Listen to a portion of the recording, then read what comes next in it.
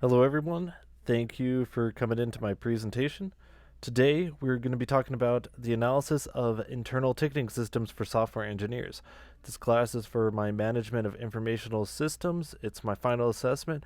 I am Michael Lambert Jr. It's Business 244, final assessment, and today's date is September 8th. Introduction to the system. A quick overview. This presentation is going to be an analysis of the ticketing system used in software engineering and IT professionals to manage support requests and track issue resolution. The purpose of this presentation is to understand the system components and evaluate its effectiveness and propose improvements. Hardware used in the system. Hosting hardware. This is the hardware that is used to host, such as the servers. The ticketing system is hosted on a cloud-based server such as AWS, Azure, or quite a few others as well, which provide scalable and reliable infrastructures. These are also known as data centers that host the software. AWS and Azure is more cloud-based software that are on the physical data servers. And that brings me to our next point, the data centers. Data is stored in secure data centers with redundancy and backup measures. So, redundancy, let's say we have a data center on the West Coast in California, but then we also have one on the East Coast as well as one in the UK. So, let's say an earthquake takes out the East Coast. Okay, that whole data center collapses. Well, redundancy and the backup measure portions, we got backups out in the UK and on the West Coast. So your data theoretically should never be lost. User access hardware. Engaging the audience. Workstations. Users access the ticketing system through their desktop and laptops. Sometimes also available on mobile devices. And there's a little picture of a ticketing system. Next up, overcoming nervousness, confidence building strategies. Engaging the audience. Make eye contact with your audience to create a sense of intimacy and involvement. Weave relatable stories into your presentation using narratives that make your message more memorable. And encourage questions and provide thoughtful responses to engage audience participation. And lastly, use live polls and or surveys to gather audience opinions, and this will also promote engagement, making sure the audience feels involved and, well, is involved as well. Software used in the system. Types of software. We got the ticketing system. Examples of this could include the Jira Service Management System, Zendesk, and Salesforce. Salesforce is more of a CRM, though. Operating systems. Most servers, if not all, is Windows servers or Linux. Then you kind of got Unix in there, but that's not very prominent. And then you got middleware, which includes the API gateways and integration tools. The middleware is what connects and communicates with the servers and the client. It's the middleman, the middleware. And on the right, we got a image of a ticketing system, the Jira software platform. User interaction. Interface. Users interact with the system through a web-based dashboard. Features include ticket creation, tracking, and resolution. The purpose of the software.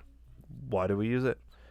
Functionality. The software streamlines the process of managing support requests, prioritizes tickets, and it tracks issue resolution. So it will always pop up, show like, okay, this issue is here, prioritizes to see what the issue may be. Some is more important than others, and it also tracks when the issue is completed, resolved, and fixed. Benefits of the software: it improves response time and accountability. So, one, we all with the software we know it's there, and also we know it's getting fixed. Databases used in the system. On the right, we got a schema. This is like A customer database or a customer table, order table, staffs table, stores table, order items table, and how they relate and connect to each other. Database types, we've got two types. Relational databases, examples of this include MySQL or PostgreSQL. And we also got SQL SQL databases. Examples include MongoDB for flexible data storage, which does not use SQL or SQL. Data and integration. Data stored, tickets, user information, and resolution history. All of this is stored within the ticketing system. Interactions. The software queries the database for ticket details, updates the records, as well as manages user authentication. So let's say Jim over in finance, he's having an issue opening Safari. Everything else seems to work. So, well, in that case, he may have, if it's web-based, he may have to log into a different computer to submit his ticket. But it will log in, Jim, and maybe an ID of the computer or the workstation, entering all his information. So it's all attached to him as a customer. And then, depending, it may get assigned to Joe over in IT, and he's going to come through and manage the software, or manage the ticket, figure out what's the issue with him opening Safari or Chrome, whatever issue it may be. But that's the idea of user authentication. Security and privacy concerns. Security features. Authentication. These days we got multi-factor authentication for secure access. MFA, multi-factor authentication, can mean a lot of things. In many cases, we got the text-based one where, or even email-based, we'll get a text or email of a code, and then we can log into the software. Another one, we can do facial recognition, fingerprints, or even an authentication app as well. Google, Microsoft, and a few others have those. We can also do encryption. Data encryption at rest and in transit. So these are security features. Encryption uses an algorithm to disguise all the data going through so it's not readable by the human eye. And these days, with quantum, it's kind of iffy. But these days, it is pretty hard to crack a lot of the encryption. Not all of them. Nothing's ever 100% secure, unfortunately. And access controls. Role-based access controls for user permissions. So there's levels. You can have an administrator. You can have a user.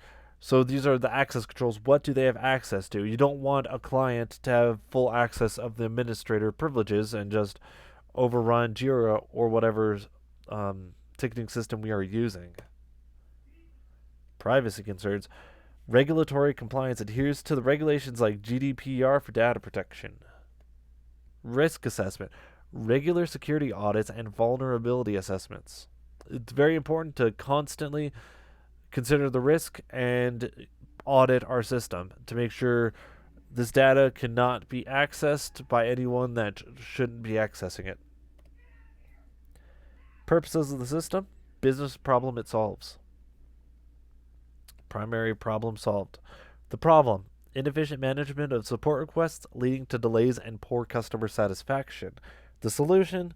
The ticketing system centralizes support requests and tracks issue resolution. Additional problem solved. Here's another problem. Lack of visibility into ticket status and progress. The solution here is to provide real-time updates and reporting capabilities to make sure so the client doesn't have to call like, hey, did you get this? Is it acknowledged? Are you working on it? Have that implemented into the ticketing system. And pre-system solutions, such as previous methods, manual tracking via spreadsheets or email. And the challenges, errors, data loss, and lack of centralized information. So before a ticketing system, we'd enter it, just type it up like a Word document in an email, or we'd use an Excel sheet to keep track of everything.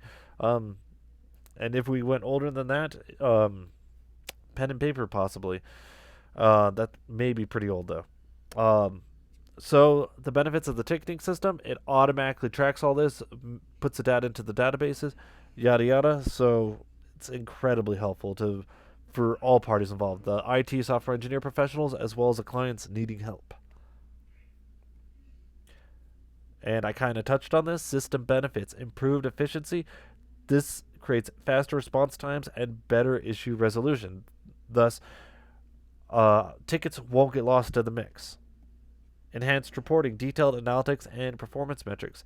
So with the reporting, the analytics and performance metrics, we'd be able to look in response times, how long it takes, and get a good idea if someone needs a new Ethernet cable ran to the switch closet because it went down. Due to the metrics and the analytics, we can decide, okay, that may take 3 hours or 4 hours or 1 hour, depending. So by having that, we can prioritize and schedule accordingly. And improvements to the system. Some of the current shortcomings, the limitations, we got limited integration with other tools, and this can create occasional performance issues. It would be nice to have it built in almost at a system level so you can easily send logs or whatnot to help get it figured out. And user feedback. Kind of self-explanatory. Let the user be able to give some feedback. And some more suggested improvements. Integrated with the project management and communication tools. And optimize database queries and improve system scalability.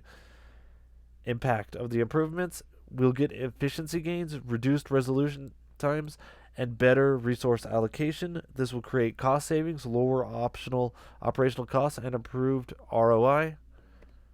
And thank you. My name is Michael Lambert Jr. This is for my Business 244 Management of Informational Systems class. And some of the references I used today: International Organization of Standardization, the Product Plan, Zendesk. Thank you.